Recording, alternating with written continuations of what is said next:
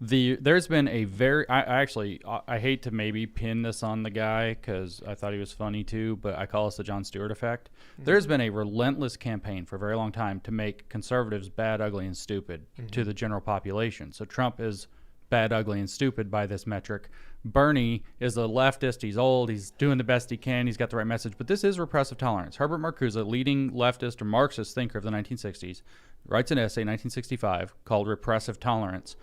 The argument, and I kid you not, I don't exaggerate at all, the thesis statement of the argument is literally movements from the left must be tolerated even when they're violent. Movements from the right must not be extended tolerance at all. And so this is why you see that disparity. We live in Marcuse's world. We live in the neo-Marxist architecture that this guy created. He's very influential. He wrote a book in 1964 called One Dimensional Man, sold 300,000 copies in the first year, if I'm not mistaken. That stat might be over its lifetime, but I think it was over the first year.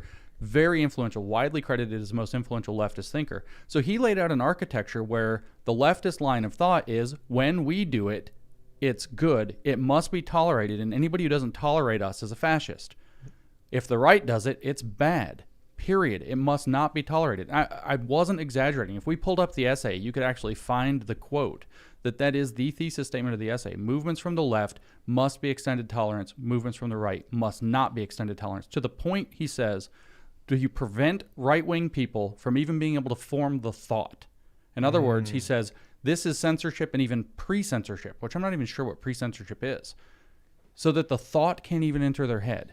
And this is the double standard that we run into, where you see the mostly true, mostly false for Bernie versus Trump. This is the double standard that the left has erected. And everybody tries to point out, oh, they're hypocrites. Oh, they're hypocrites.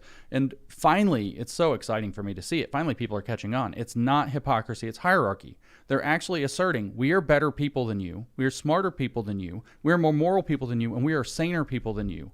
And therefore, you have to put up with all of our crap.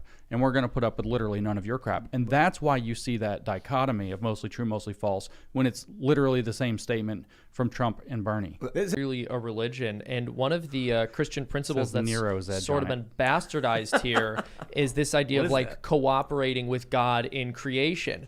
But where the huge distinction here is Marxists see human beings as objects, as you described, which can be reformed in their own image. So in that way, they really start to play God.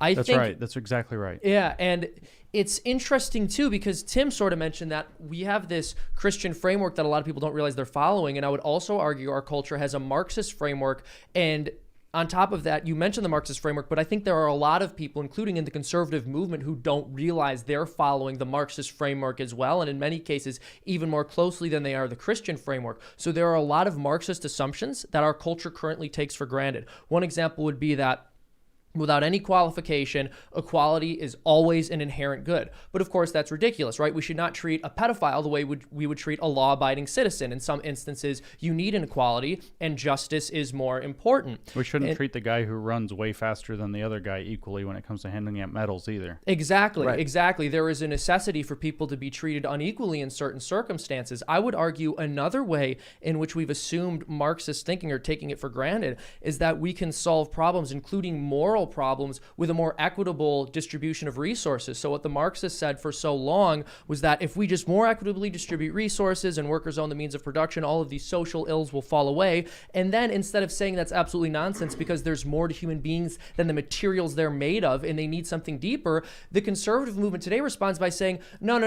Yes, of course, resource distribution is the most important thing, but those resources are distributed better by capitalism as opposed to Marxism. Yeah, because that's programmable. Like, that's how you program little simp boys. Bingo. No. Bingo. So we're sort of talking about neural implants and microchips a person could potentially put in your brain in order to hack you. I actually think it's a lot simpler than that. It's much simpler. All you have to know how to do is manipulate people's emotions, and it with turns digital out boobs. It's incredibly easy to manipulate people's emotions, which is why in the past our culture took very seriously the project of bringing up children who could make decisions on the basis of what would be best for themselves and those around them rather than their raw emotional reaction to something. Because if you can manipulate a person's emotions, but they're a strong and virtuous person, they're going to think through the way they feel about whatever situation or idea they've been presented with, and they're going to react based on the logical understanding of that instead of going, well, I feel like I want to do this and so I'm going to. And I'm not just talking about emotions like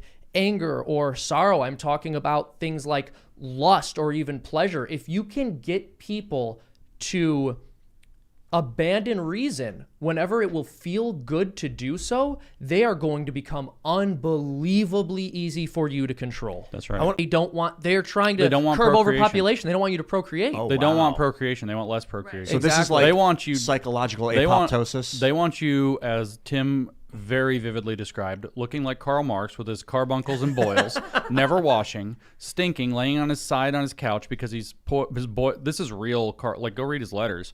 Real carbuncles and pestilential boils are so bad that he can't lay any other way. Marx? Yeah, Karl Marx was not a physically healthy dude. This is all real. I'm not making this crap up. And stinking like tobacco and sweat and grime and alcohol that he spilled on himself and whatever else. They want you like that, attracting no mate, making no babies, diddling yourself constantly to your digital avatar that's not even real, like that you're not even going to connect. That's what the goal. And so then your environmental score goes up because you never leave your apartment, so you're not using you are giving up the carbon, and your social score goes up because you're not out causing social unrest and you're only interacting with digital things.